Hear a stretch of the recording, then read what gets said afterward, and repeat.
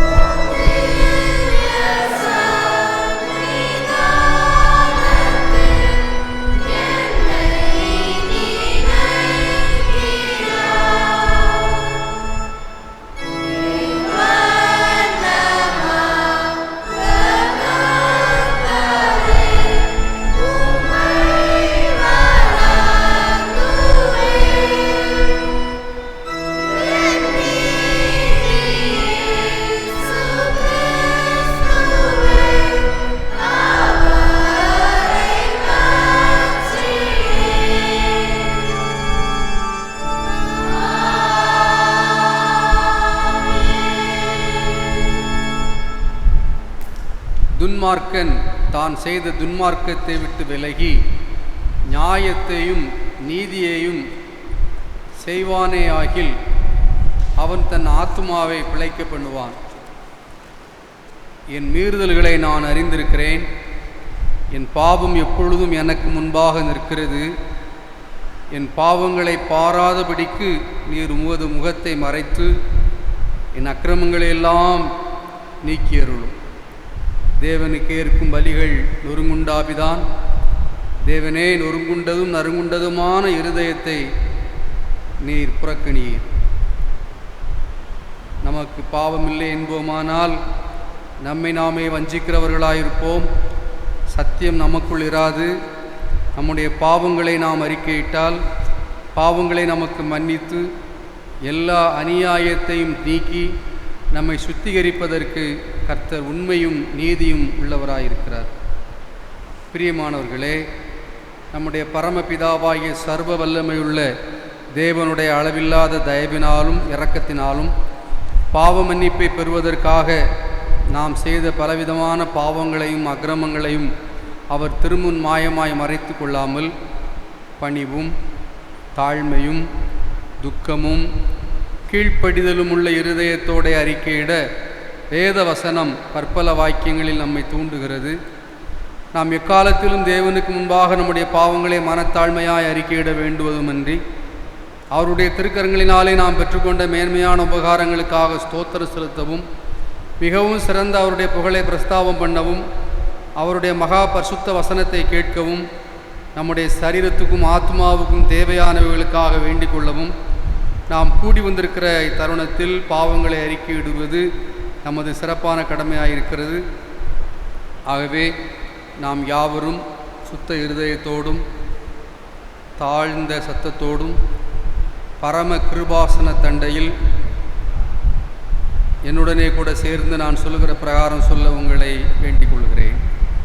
சர்வ வல்லமையும் மிகுந்த இரக்கமும் உள்ள பிதாவே, தப்பிப்போன ஆடைகளைப் போல நாங்களுடைய வழியில் விட்டு எழுதி போனோம்.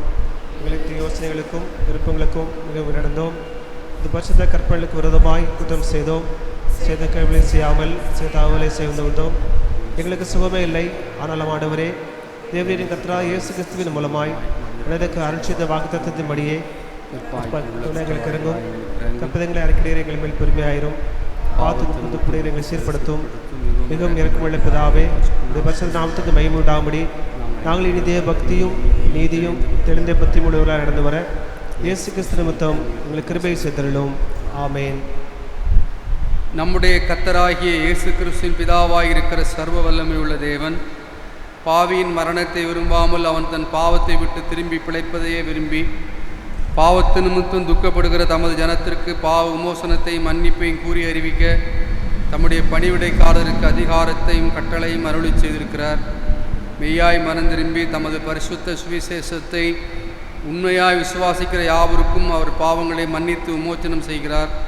ஆகையால் கடைசியிலே அவருடைய நித்திய ஆனந்தத்தில் சேரத்தக்கதாய் இத்தருணத்தில் நாம் செய்கிறது அவருக்கு பிரியமாய் இருக்கவும் இனி உயிரோடு இருக்கும் நாளெல்லாம் மாசில்லாமல் பரிசுத்தமுள்ளவர்களாய் நடக்கவும் அவர் நமக்கு மெய்யான மனம் திரும்புதலையும் தம்முடைய பரிசுத்த ஆவியையும் அருளி செய்ய வேண்டுமென்று நம்முடைய கர்த்தராகிய இயேசு கிறிஸ்துவின் மூலமாய் அவரை வேண்டிக் கொள்ள கடவோம்.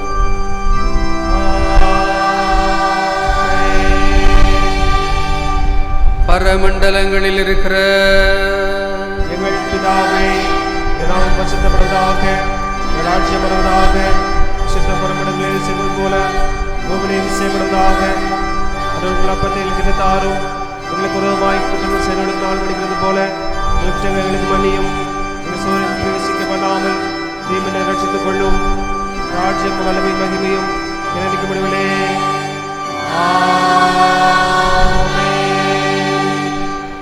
ஆண்டவரே, எங்கள் உதடுகளை திறந்தருளோ. அப்பொழுது எங்கள் வாழ்நிலைப்புகளை தேவனே எங்களை ரட்சிக்க விரைவாய் வாரோ.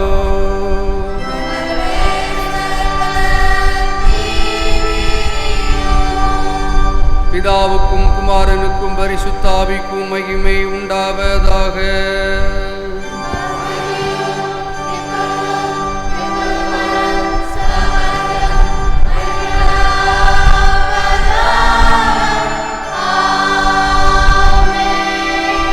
கர்த்தரை துதியுங்கள்.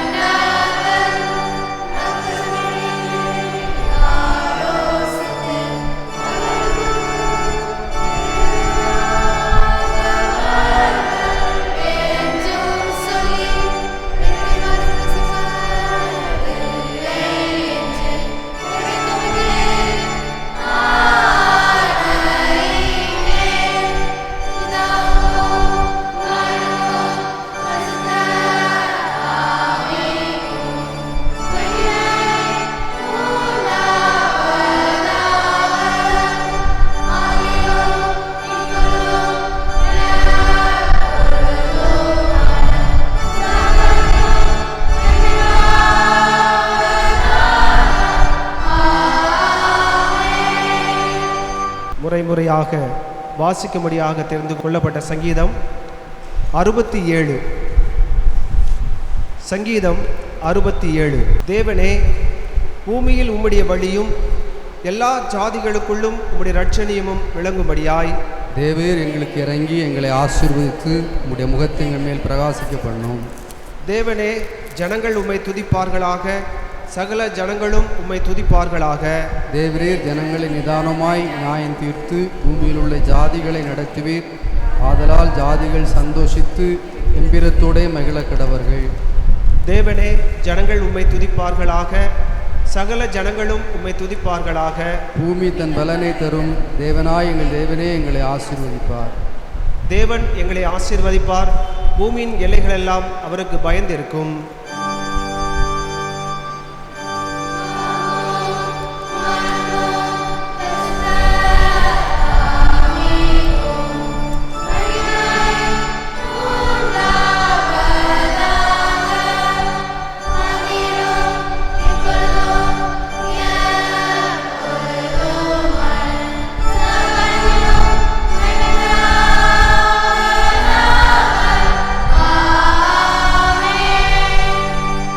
வாசிக்கும்படியாக தெரிந்து கொள்ளப்பட்ட பொதுவான வேத பாடம் லூக்கா எழுதின சுவிசேஷம் 16ஆம் அதிகாரம் 19ஆம் வசனம் முதல் 31ஆம் வசனம் வரை.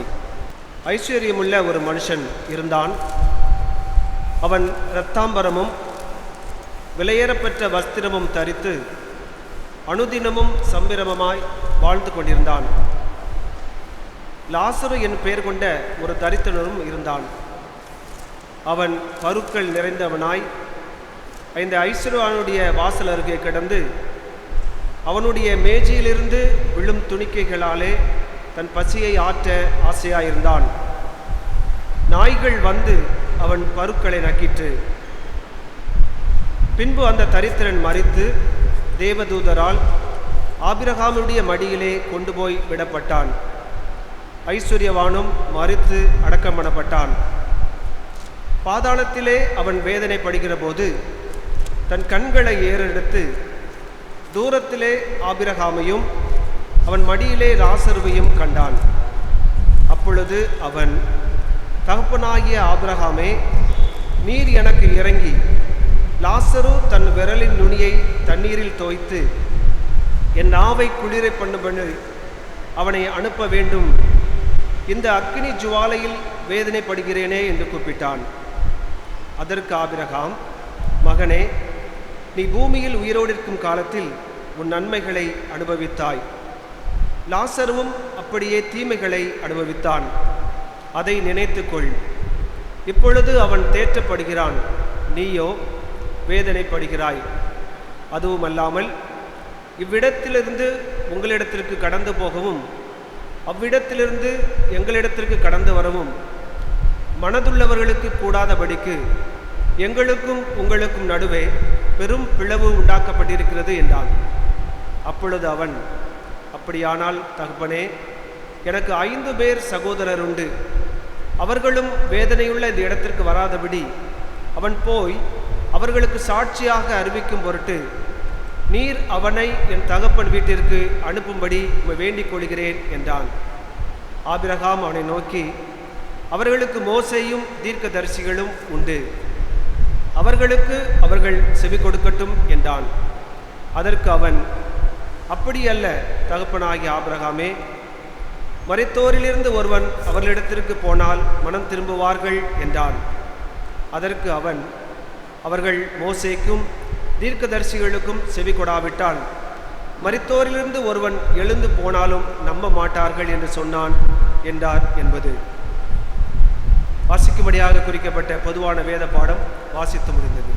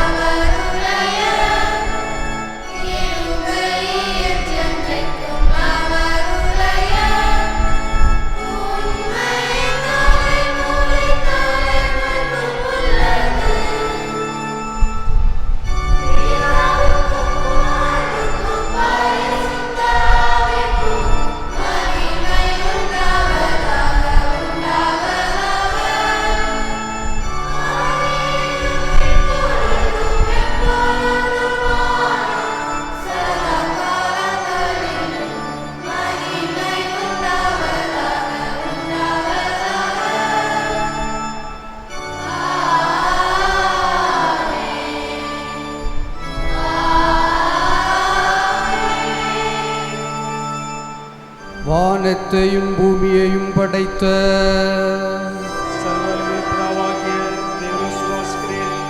ஒரே குமாரனாகிய நான் இயேசுவை விசுவாசிக்கிறேன். பரிசுத்த ஆவியினாலே பரிணாமம் பிறந்தார். பதினாறு காலத்தில் பாடுபட்டு சிலுவையிலே மரித்து அடக்கப்பட்டு பாதாளத்தில் இறங்கினார். மூன்றாம் நாள் எழுந்திருந்தார். மரணம் ஏறி சர்வவல்லமை பிதாவாகிய தேவனுடைய வாசத்தில் வீற்றிருக்கிறார். நம்மிடத்திலிருந்து உயிரோரையும் மரித்தோரையும் எழுந்து தருவார். பரிசுத்த ஆவியை விசுவாசிக்கிறேன். போராடி பரிசுத்த சபையும் பரிசுத்த வாழ்வை ஐக்கியமும் பாவ மன்னிப்பும் சரீர உயிர்த்தெழுதலும் நித்திய விசுவாசிக்கிறேன்.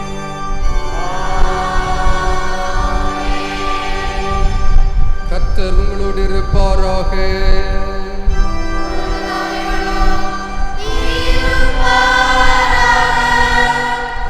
ஜெபம் பண்ண கடவோம்.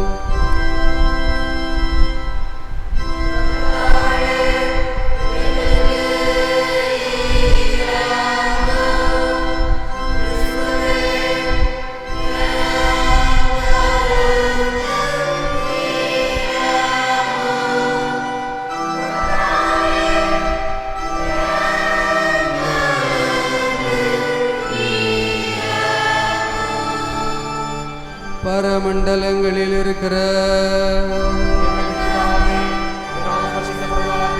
உம்முடைய ராஜ்யம் வருவதாக. சித்தம் பரமண்டலங்களில் செய்வது போல பூமியிலும் செய்வதாக. அன்றாட அப்பத்தை எங்களுக்கு இன்று தாரும். எங்களுக்கு விரோதமாய் குற்றம் செய்தவர்களுக்கு நாங்கள் மன்னிப்பது போல எங்கள் குற்றங்களுக்கு மன்னியும். எங்கள் சோதனையில் பிரவேசிக்கப்படாமல் தீங்கை ரட்சித்துக் கொள்ளும்.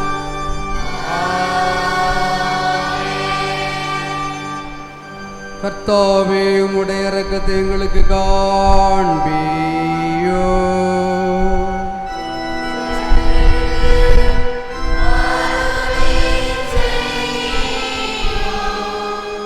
உம்முடைய படிவிடைக்காரருக்கு நீதியை தரிப்பேயோ.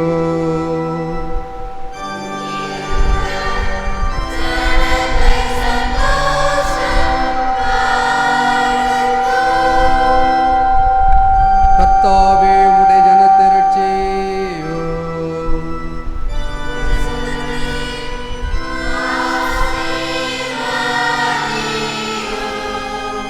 கர்த்தாவே எங்கள் காலத்தில் சமாதானத்தை கட்டளையிடோ.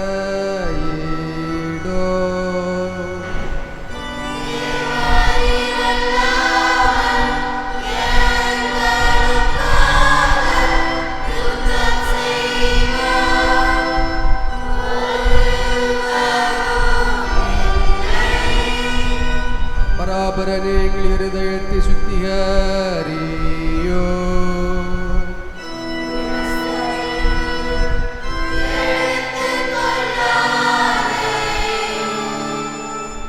சர்வ வல்லமை உள்ள தேவனே, உம்மை தெய்வமாய் தொழுது கொள்ளும் பாக்கியத்தை எங்களுக்கு தந்திருப்பதற்காக நன்றி செலுத்துகிறோம்.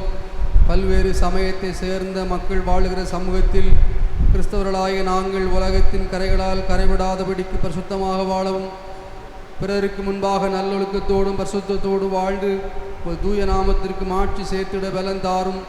எங்கள் கர்த்தராகிய இயேசு கிறிஸ்துவின் நாமத்தில் மிகுந்த மனத்தாழ்மையோடு வேண்டிக் கொள்கிறோம்.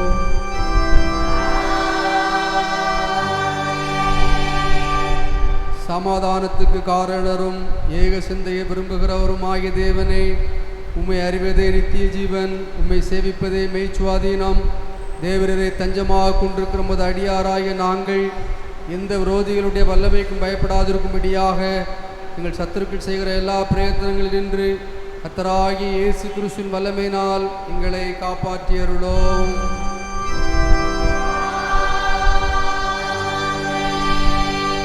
சர்வ வல்லமையுள்ள நித்திய தேவனை இந்நாள் வரையும் எங்களை சுகமாய் நடத்தி வந்த எங்கள் பரமபிதாவாகிய கர்த்தாவே, இந்நாளிலும் மிகுந்த வல்லமையால் எங்களை காப்பாற்றி நாங்கள் யாதொரு பாவத்துக்கு உட்படாமலும் எவ்விதமான மோசத்திலும் அகப்படாமலும் இது பார்வைக்கு நீதியாக இருக்கிறது எப்பொழுதும் செய்கிறதற்கு நாங்கள் செய்கிற எல்லாவற்றையும் உடைய ஆளுகையினால் நடத்தியருள வேண்டும் என்று கர்த்தராகிய இயேசு கிறிஸ்துவின் மூலமாய் வேண்டிக் கொள்கிறோம்.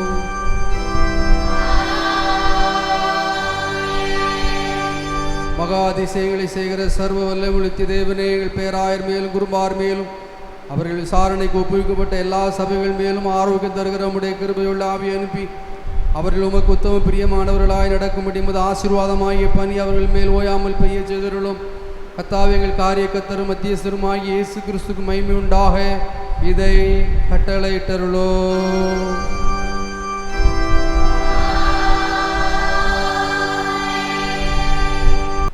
ஆண்டவராகிய இயேசு கிறிஸ்துவின் நாமத்தினாலே உங்கள் யாவரையும் அன்புடனே வாழ்த்துகின்றோம், ஆசீர்வதிக்கிறோம். இம்மட்டும் நமக்கு ஜீவன் சுகம் பலந்தந்து நடத்தின ஆண்டவர் இனியும் நம்மை நடத்தி காக்க வல்லவராக இருக்கிறார். அவர் நம்மை ஆசீர்வதிப்பார், பாதுகாப்பார். இன்று நாம் வாசிக்க கேட்ட இந்த திருமறை பகுதியிலிருந்து நாம் தியானிக்க இருக்கிறோம். இந்த பகுதியானது நமது ஆண்டவர் இயேசு கிறிஸ்து கூறிய ஒரு ஓமையாகும்.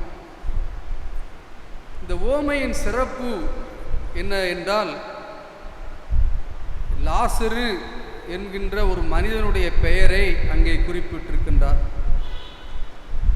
இந்த ஐஸ்வர்யவான் லாசரு என்று அழைக்கப்படுகிற இந்த ஓமையானது லூக்கா நற்செய்தி நூலிலே மட்டும் விசேஷித்த விதமாக உள்ள ஒரு பகுதி. லாசரு என்ற பெயர் குறிப்பிடும்போது ஐஸ்வர்யவானுடைய பெயர் குறிப்பிடப்படவில்லை.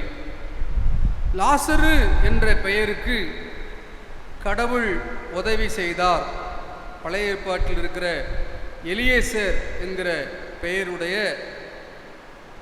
கிரேக்க பெயராக இது இருக்கிறது. இதற்கு தேவ கடாட்சம், தேவ சகாயம் என்று லாசருவுக்கு அர்த்தம் கொள்ளலாம்.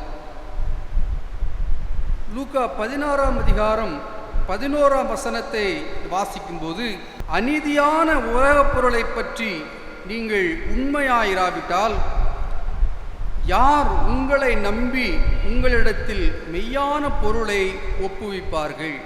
இது ஒரு பாராடாக்சிக்கல் ஸ்டேட்மெண்ட்.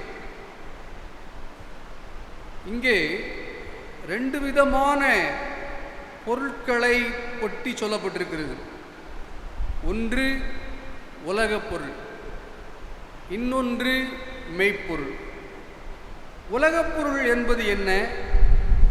பணம், பதவி, பொருள், சொத்து, வேலைவாய்ப்புகள், பணிகள் போன்றவற்றை குறிக்கக்கூடியது. மெய்ப்பொருள் என்பது என்ன? சமாதானம், ஆவியின் கனிகள், இவைகள் எல்லாம், தேவ கிருபை, இரக்கம் எல்லாம் மெய்ப்பொருளை சுட்டி காட்டுவது. இங்கே லூக்கா நற்செய்தியாளர் சொல்கிறார், இந்த மெய்ப்பொருளை அடைய வேண்டும் என்றால் உலகப் பொருளிலே உண்மையாயிருக்க வேண்டும். உலக பொருளிலே உண்மையாயிருந்தால் ஆண்டவருடைய ராஜ்யம், விண்ணரசு, அதிலே நாம் பங்கு பெறலாம். ஆவியின் கனியுள்ள ஒரு வாழ்க்கை வாழலாம். இந்த உலகத்திலே சமாதானம் நிறைந்த ஒரு வாழ்க்கை வாழலாம் என்பதை அது காண்பிக்கிறது. உலக பொருளிலே, அதாவது சம்பிரமமாய் வாழ்வது, அது துன்பப்படுகின்ற ஒரு சகோதரனுடைய தேவையை சந்திக்க மறக்கக்கூடாது.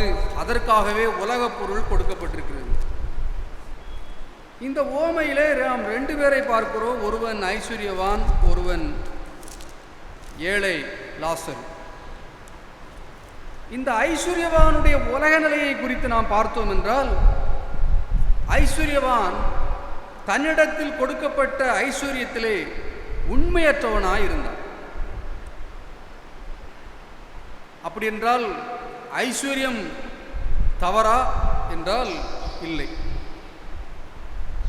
வேதத்தை நீங்கள் கவனித்து பாருங்கள். ஆகாய் தீர்க்கதரிசன புஸ்தகம் 2ஆம் அதிகாரம் 8ஆம் வசனத்திலே ஆண்டவர் சொல்கிறார், வெள்ளியும் என்னுடையது, பொன்னும் என்னுடையது என்று சேனைகளின் கர்த்தர் சொல்லுகிறார் என்று எழுதப்பட்டிருக்கிறது. அப்படியே நாம் 1 நாளாகமும் 29ஆம் அதிகாரம் 12ஆம் வசனத்தை நாம் படிப்போம் என்றால், ஐஸ்வர்யமும் கனமும் உம்மாலே வருகிறது, தேவரீர் எல்லாவற்றையும் ஆளுகிறவர், உம்முடைய கரத்திலே சத்துவமும் வல்லமையும் உண்டு, எவரையும் மேன்மைப்படுத்தவும் பலப்படுத்தவும் உம்முடைய கரத்தினால் ஆகும். ஐஸ்வர்யம் கனம் எல்லாம் கடவுளிடத்திலிருந்து வருகிறது என்று சொல்லப்பட்டிருக்கிறது. இன்னும் நீங்கள் வாசித்து பாருங்கள், உபாகமம் 8ஆம் அதிகாரம் 17ஆம் வசனத்தை கவனித்தோம் என்றால், என் சாமர்த்தியமும் என் கைப்பலனும் இந்த ஐஸ்வர்யத்தை எனக்கு சம்பாதித்தது என்று நீ உன் இருதயத்தில் சொல்லிக் கொள்ளாமலும் இருக்க எச்சரிக்கையாயிருந்து. 18ஆம் வசனத்தின் கடைசி பாகத்திலே, இந்நாளில் உனக்கு உண்டாயிருக்கிறது போல ஐஸ்வர்யத்தை சம்பாதிக்கிறதற்கான பலனை உனக்கு கொடுக்கிறவர் என்று சொல்லப்பட்டிருக்கிறது. அப்படி என்றால் பொன் வெள்ளி பொருள் சம்பாதிப்பதற்கான பலன் இவை யாவும் கடவுளுடையது. இந்த ஐஸ்வர்யமான மனிதன் இரத்தாம்பரம் விலையேறப்பெற்ற வஸ்திரம் சம்பிரமமாய் வாழ்வது இது தவறல்ல என்று நாம் புரிந்து கொள்கிறோம். இருந்தால் இவை யாவுமே கடவுளிடத்திலிருந்து வருகிறது, கடவுள் இவற்றை கொடுக்கிறார், இவை எல்லாம் என்னுடையது என்று சொல்லுகிறார். ஆனால் இவன் உடுத்துகின்ற இந்த இரத்தாம்பரம் விலையேறப்பட்ட இந்த வஸ்திரம் சம்பிரமமாய் வாழ்வது தன்னை சுற்றி வாழ்கிற சமூகத்திற்கு பயன்பட வேண்டும். ஏழைகள், நோயாளியோர், எளியோர், தேவையுள்ளோர் இவர்களெல்லாம் வாடும் பொழுது, தேவைகளிலே இருக்கும் பொழுது அவர்களது தேவைகளிலே போக்கும் பொறுப்பு நமக்கு உண்டு. ரெஸ்பான்சிபிலிட்டி ஸ்டூவர்ட்ஷிப், பொறுப்பு வாய்ந்த ஒரு உக்கிரானத்துவம் நமக்கு கொடுக்கப்பட்டிருக்கிறது. அதை நாம் லூக்கா 10ஆம் அதிகாரத்திலே நாம் படிக்கிறோம். நல்ல சமாரியன் ஓமையை லூக்கா 10:25-37 வரை சொல்லப்பட்டிருக்கிறது. அங்கே ஒரு நல்ல சமாரியன் எவ்வாறு இருந்தான், ஒரு ஆசாரியன் லேவியன் எப்படி இருந்தான் என்று அங்கே சொல்லப்பட்டிருக்கிறது. ஒரு நியாய சாஸ்திரி ஆண்டவரிடத்திலே வந்து நித்திய ஜீவனை பெறுவதற்கு என்ன செய்ய வேண்டும் என்று கேள்வி கேட்கும் பொழுது, அங்கே ஆண்டவர் அவனிடத்திலே ஒரு ஓமையை சொல்கிறார். இயல்பாக நடக்கக்கூடிய ஒரு காரியத்தை சொல்கிறார். ஒரு மனுஷன் எருசலேமிலிருந்து எரிகோவுக்கு போகிறான். போகிற வழியிலே கள்ளர்கள் அவனை காயப்படுத்தி வஸ்திரங்களை கிழித்து குற்றுயிராக விட்டு போயிருக்கிற சூழ்நிலையிலே ஆசாரியன் ஒருவன் வருகிறான். அவனுக்கு ஆலயத்திலே பணிகள் இருக்கின்றன. ஆகவே அவன் விலகி போய்விட்டான். பிற்பாடு லேவியன் ஒருவர் வருகிறான். அவனுக்கும் பணிகள் இருக்கின்றன. ஆகவே விலகி போய்விட்டான். அதை போல ஒரு பணிகளோடு கூட ஒரு சமாரியன் ஒருவன் வருகிறான். அவனுக்கும் வேலைகள் உண்டு. அதே சமயத்தில் அதே கள்ளர்களினாலே அவனுக்கு தீமையும் ஏற்படலாம். ஆனாலும் அவன் அடிபட்டு கிடந்தவனை தன்னுடைய எண்ணெயும் திராட்சரசத்தினாலும் வார்த்து காயங்களை கட்டி சுய வாகனத்தின் மீது ஏற்றி சத்திரத்துக்கு கொண்டு போய் பராமரித்தான் என்று சொல்லப்பட்டிருக்கிறது. அவனுடைய பொருளை கொண்டு தேவையுள்ள ஒரு மனிதனுடைய அந்நேரத்துக்குரிய தேவையை சந்திக்கக்கூடிய ஒரு நிலைமை ஒரு சமாரியனுக்கு இருந்தது என்று பார்க்கிறோம். ஆண்டவர் கடைசியிலே சொன்னார், நீயும் போய் அந்தப்படியே செய் என்று சொன்னார். ஆக நம்மை சுற்றி வாழ்கிற சமூகத்திற்கு, தேவையில் உள்ளவர்களுக்கு, ஏழைகள், நோயாளிகள், இப்படிப்பட்ட தேவையில் உள்ளவர்களோடு கூட நம்முடைய ஐஸ்வர்யம், தேவன் தந்திருக்கிற பொருட்செல்வங்கள், அருட்செல்வங்கள் பகிர்ந்து கொள்ளப்பட வேண்டும் என்கின்றதை இந்த ஐஸ்வர்யவான் மறந்து போனான் என்பதை நாம் பார்க்கிறோம். அவனுக்கு இந்த ஐஸ்வர்யம் இருந்ததினாலே இருதயம் மறத்து போயிற்று. தேவையில் உள்ள மக்களை காண தவறிப்போன மனிதனாக இருந்தான். அவனுடைய ஆவிக்குரிய நிலையும் ஒரு சிறப்பான ஒரு ஆவிக்குரிய நிலைமைதான். நீங்கள் பார்ப்பீர்கள் என்றால் அவன் கடவுளின் குடும்பத்துக்குரியவனாகவே இருக்கிறான். 24ஆம் வசனத்தை பார்ப்பீர்கள் என்றால், தகப்பனாகிய ஆபிரகாமே, ஆபிரகாமை தகப்பன் என்று அழைக்கிறான். தகப்பன் மகன் என்ற உறவு நிலையை ஆபிரகாமுக்கு கொடுக்கிறான். அப்படி என்றால் ஆபிரகாம் விசுவாசிகளின் தகப்பனாக, ஆபிரகாம் முற்பிதாக்களிலே முதல்வராக, இஸ்ரவேல் மக்களுக்கு யூதர்களுக்கு மிக சிறப்பான இடத்தில் இருக்கக்கூடிய அந்த ஆபிரகாமை தகப்பனே என்று அழைப்பது அவனுடைய ஆவிக்குரிய ஒரு உள்ளான நிலையை அது காண்பிக்கிறது. மட்டுமல்ல, 29ஆம் வசனத்தை பார்ப்பீர்கள் என்றால் ஆபிரகாம் அவர்களுக்கு சொல்லுகிறான், மோசேயும் தீர்க்கதரிசிகளும் உண்டு.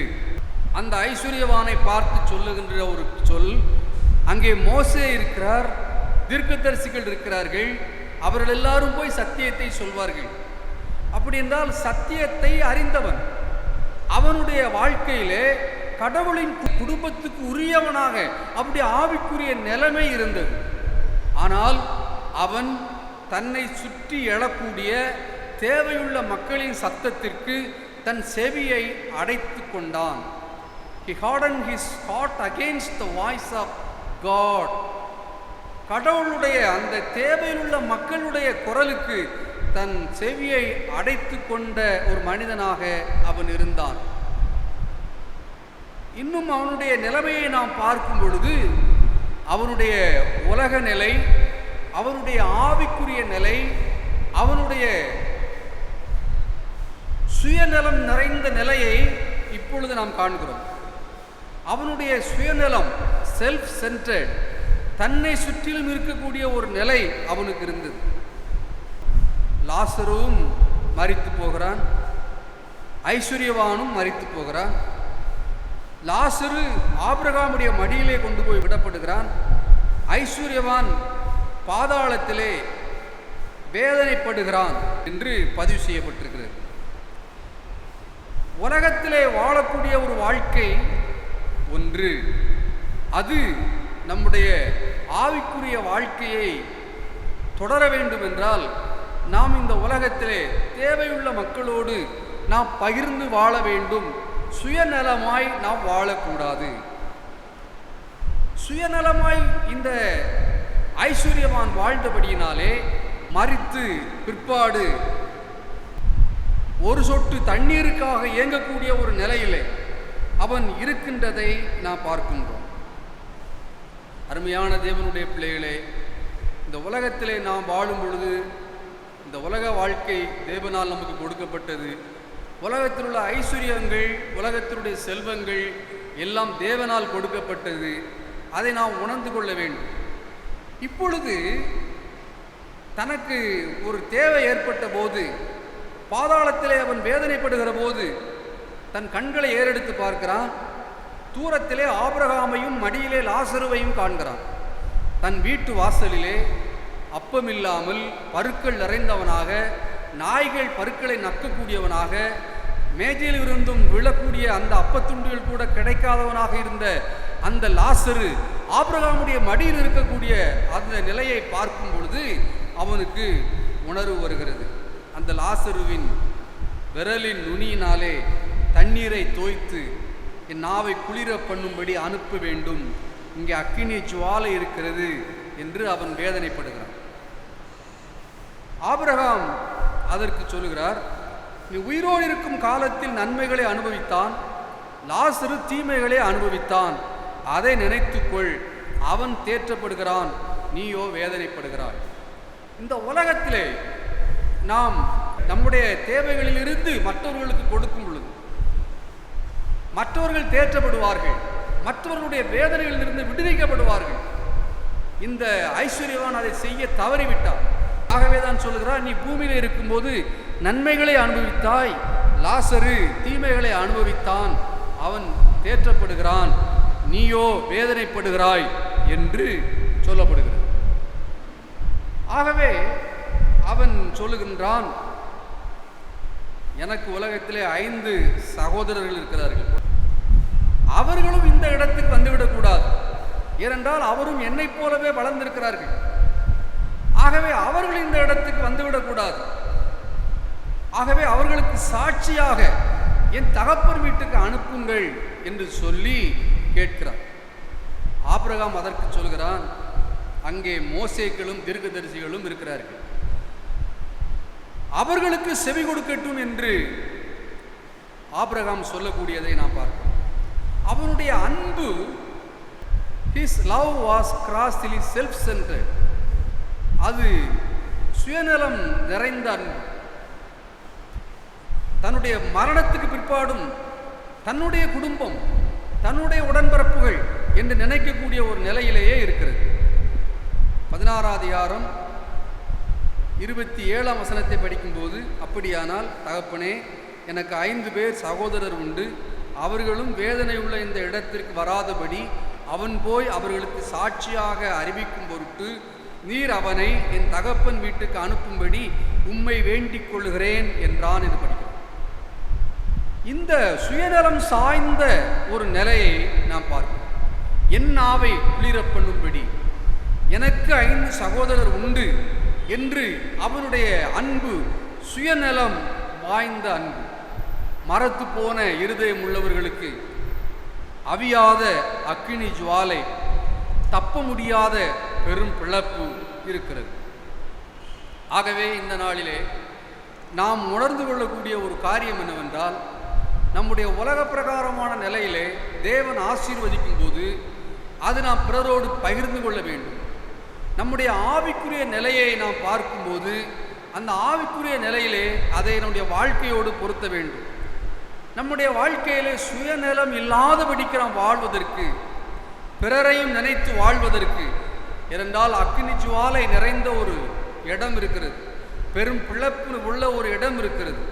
ஆகவே அந்த இடத்திற்கு போகாதபடிக்கு பிறர் நலம் பாராட்டுகிற ஒரு வாழ்க்கை வாழ ஆண்டவர் நமக்கு உதவி செய்ய வேண்டும். இரண்டாவது, லாசருவை பார்க்கிறோம். லாசரு ஆபிரகாமுடைய மடியிலே அடைவதற்கு காரணம் என்ன? ஒருவேளை அதை குறித்த விவரங்கள் அதிகமாக இல்லாவிட்டாலும் நாம் பார்க்கக்கூடிய காரியம் ஏசாயா தீர்க்க தரிசன புஸ்தகம் 58ஆம் அதிகாரம் 6ஆம் 7ஆம் வசனங்கள்.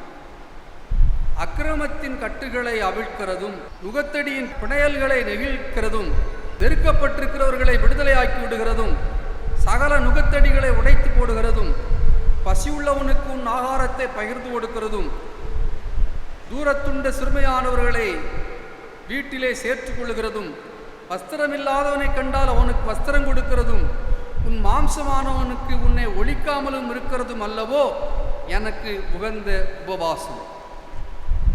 இந்த லாசரு அவன் செய்த புண்ணியத்தினாலே ஆபிரகாமுடைய மடியை அடைந்திருக்க வேண்டும்.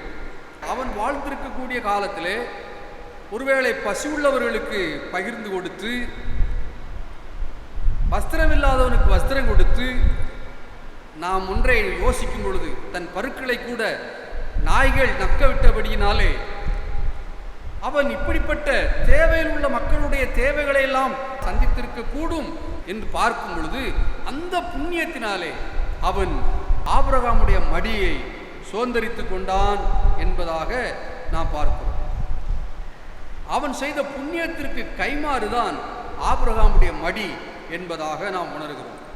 எபிரேயர் 13ஆம் அதிகாரம் 16ஆம் வசனத்தை நாம் பார்க்கும்போது, அன்றியும் நன்மை செய்யவும் தான தர்மம் பண்ணவும் மறவாதிருங்கள், இப்படிப்பட்ட பலிகளின் மேல் தேவன் பிரியமாய் இருக்கிறார். நன்மை செய்வதற்கு, தான தர்மம் செய்வதற்கு நாம் தயாராக இருக்க வேண்டும். ஐஸ்வர்யவானிடத்திலே அப்படிப்பட்ட நன்மை செய்யக்கூடிய காரியம், தான தர்மம் செய்யக்கூடிய காரியம் இல்லை. ஆண்டவர் அங்கே ஸ்தோத்திர பலியை குறித்து சொல்கிறார். உதடுகளின் கனியாகிய ஸ்தோத்திர பலி. இந்த உதடுகளின் கனியாகிய ஸ்தோத்திர பலியை அதற்கு ஈக்குவலாக அங்கே தான தர்மம் செய்யக்கூடிய, நன்மை செய்யக்கூடிய இந்த பலிகளின் மேலும் தேவன் பிரியமாயிருக்கிறார் என்று அங்கே சொல்லுகிறதை நாம் படிக்கின்றோம். மட்டுமல்ல, இந்த லாசரு இந்த உலகத்தில் இருக்கும் பொழுது 1 பேதுரு 1ஆம் அதிகாரம் 6ஆம் 7ஆம் வசனங்களை படித்து பார்க்கும்போது, இதிலே நீ மிகவும் சந்தோஷப்படுகிறீர்கள், என்றாலும் துன்பப்பட வேண்டியது அவசியமானதால் இப்பொழுது கொஞ்ச காலம் பலவிதமான சோதனைகளினாலே துக்கப்படுகிறீர்கள். அழிந்து போகிற பொன் அக்கினியினாலே சோதிக்கப்படும். அதை பார்க்கிலும் அதிக விலையேறப்பட்டதாயிருக்கிற உங்கள் விசுவாசம் சோதிக்கப்பட்டு இயேசு கிறிஸ்து வெளிப்படும் போது உங்களுக்கு புகழ்ச்சியும் கனமும் மகிமையும் உண்டாக காணப்படும் என்று சொல்லப்பட்டிருக்கிறது. ஆக நாம் இந்த உலகத்திலே தீமைகளை அனுபவிக்க வேண்டும், கொஞ்ச காலம் பலவிதமான சோதனைகளிலே துக்கப்பட வேண்டும், துன்பப்பட வேண்டியது அவசியம் என்று சொல்லப்பட்டிருக்கிறது. எளிதான ஒரு வாழ்க்கையை நம்முடைய கிறிஸ்தவம் சொல்லவில்லை. உலகத்திலே உங்களுக்கு உபத்திரவம் உண்டு, ஆனாலும் திடன் கொள்ளுங்கள், நான் உலகத்தை ஜெயித்தேன் என்று ஆண்டவர் சொல்லியிருக்கிறார். இந்த லாசரு உலகத்தில் இருக்கும் பொழுது தீமைகளை அனுபவித்தான். ஆகவே அவனுக்கு இப்பொழுது இந்த மகிமையான ஒரு இடம், ஆபிரகாமுடைய மடி கொடுக்கப்பட்டிருக்கிறது. நிறைவாக லூக்கா 16ஆம் அதிகாரம் 9ஆம் வசனத்தை நான் வாசித்து முடிக்கிறேன். நான் உங்களுக்கு சொல்லுகிறேன், நீங்கள் மாளும்போது உங்களை நித்தியமான வீடுகளிலே ஏற்றுக்கொள்வார் உண்டாகும்படி அநீதியான உலகப் பொருளால் உங்களுக்கு சிநேகிதரை சம்பாதியுங்கள். உலகப் பொருள் அழிந்து போகக்கூடியது. இந்த அழிந்து போகிற உலகப் பொருளினாலே உலகத்திலே சிநேகிதரை சம்பாதியுங்கள். சம்பாதிப்பீர்கள் என்றால் மாளும்போது நித்தியமான வீடுகளிலே உங்களை ஏற்றுக்கொள்வார் உண்டாகும் என்று ஆண்டவர் சொல்லுகிறார். அன்பான தேவனுடைய பிள்ளைகளே, இவைகளை சிந்திக்கிற நாம் நம்முடைய வாழ்க்கையில் இப்படிப்பட்ட பரலோக ராஜ்யத்தில் நம்ம ஏற்றுக்கொள்ளும்படி இந்த உலகப் பொருளினாலே தேவையில் உள்ள மக்களுக்கு நாம் உதவி செய்து சிநேகிதராக சம்பாதிப்போம். ஆண்டவர் நம்மை ஆசீர்வதிப்பாராக. ஆமென். கிறிஸ்தவ ஆராதனை கீதங்கள் 91, கீதங்களும் கீர்த்தனைகளும் 201 பாடுவோம்.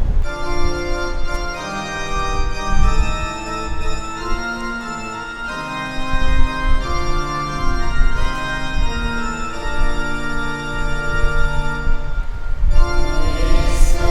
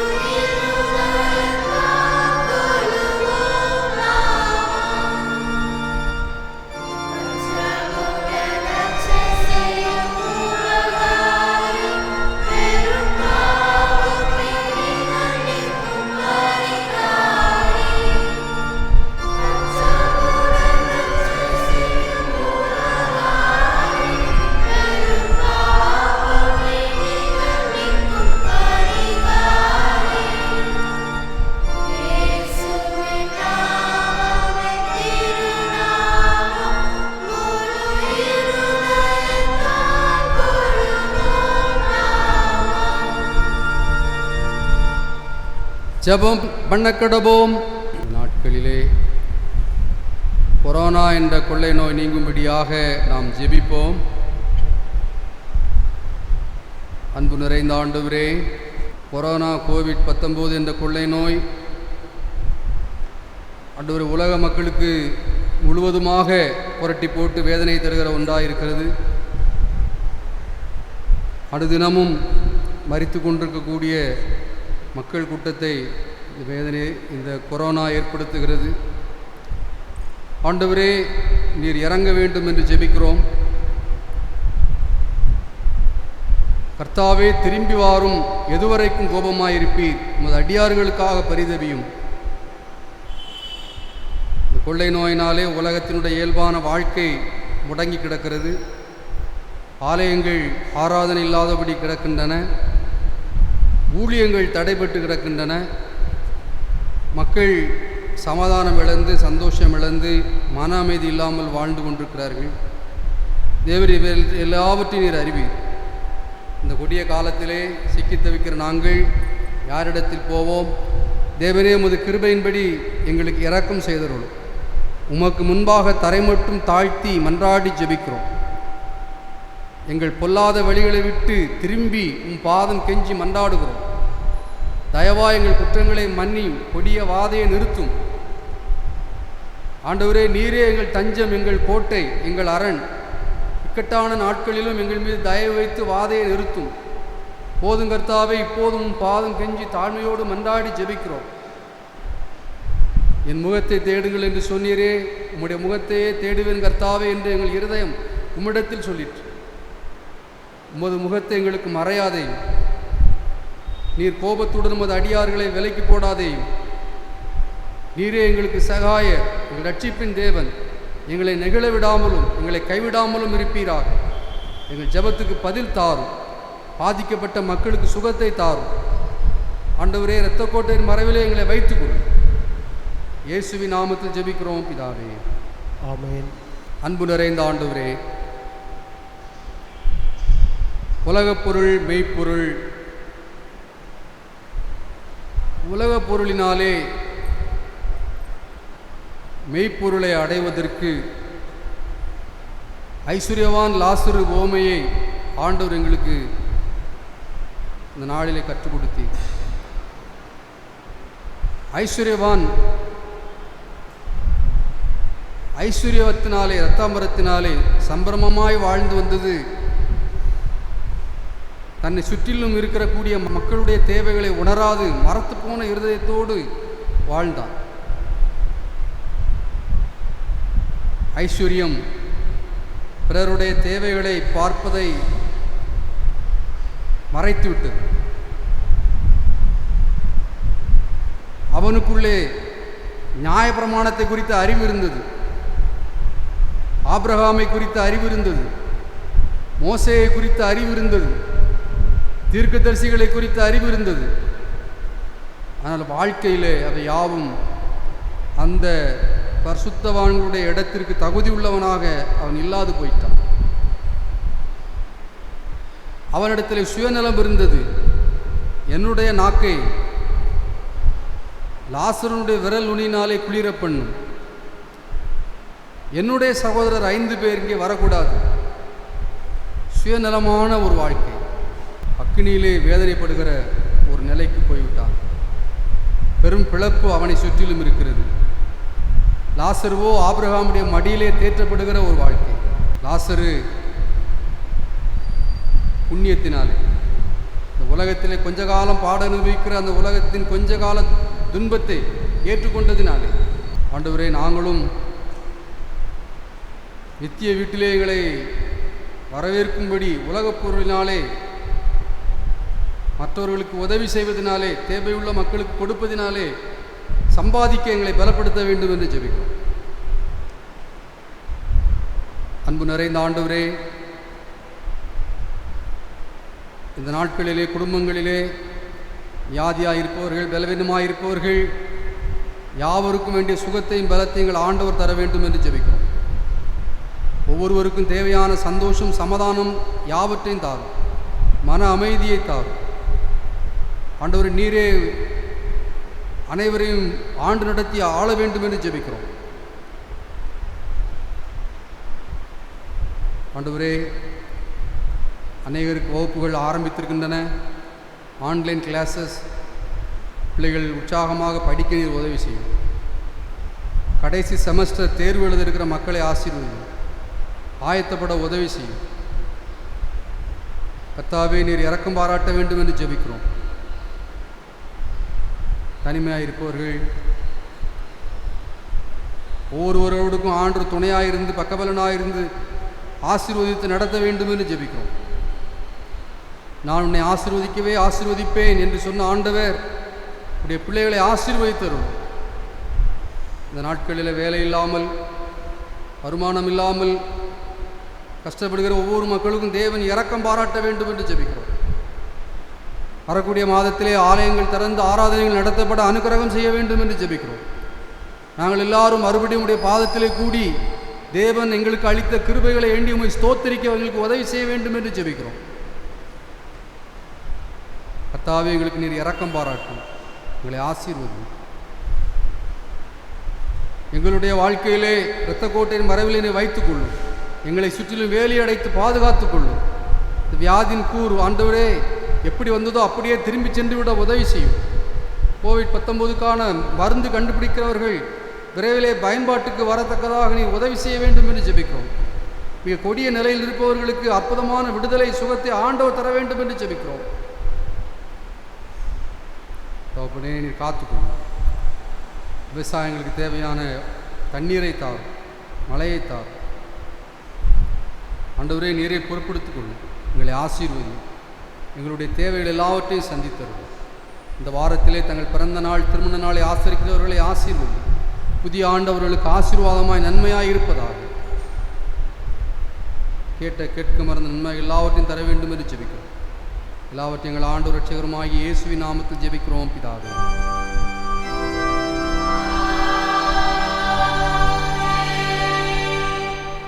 இத்தருணத்தில் ஒருமனப்பட்டுமை நோக்கி எங்கள் பொதுவான விண்ணப்பங்களை செய்ய எங்களுக்கு கிருபை அளித்த சர்வ வல்லமை உள்ள தேவனே, 2 பேராவது 3 பேராவது நாமத்தினாலே கூடி வரும்போது அவர்கள் கேட்கிறவர்களை அருளி செய்வர் என்று வாக்குறுள் இருக்கிறீரே.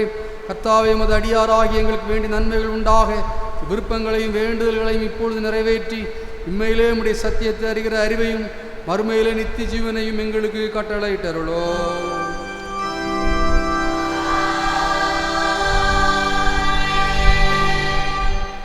நம்முடைய கர்த்தராகிய இயேசு கிறிஸ்துவினுடைய கிருபை, தேவனுடைய அன்பு, பரிசுத்த ஆவியின் ஐக்கியம் நம் அனைவரோடும் எப்போதும் இருப்பதாக.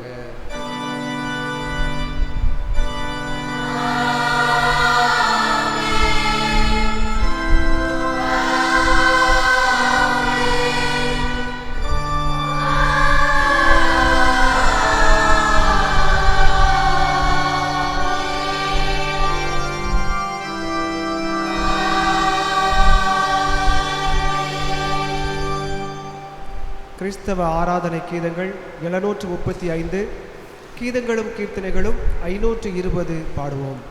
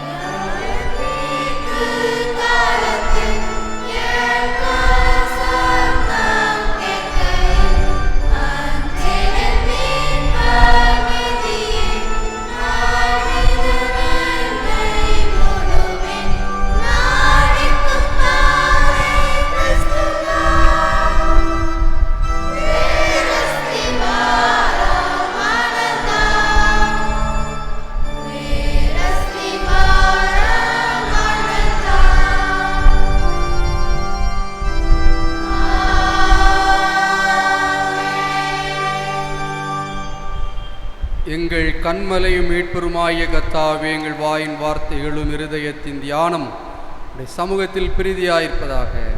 ஆமென். கர்த்தர் உங்களோடு இருப்பாராக. அவர் தமது ஆவியோடு கூட இருப்பாராக. தேவ சமாதானத்தோடே போக கடவோம். கர்த்தருடைய நாமத்தினாலே ஆமென்.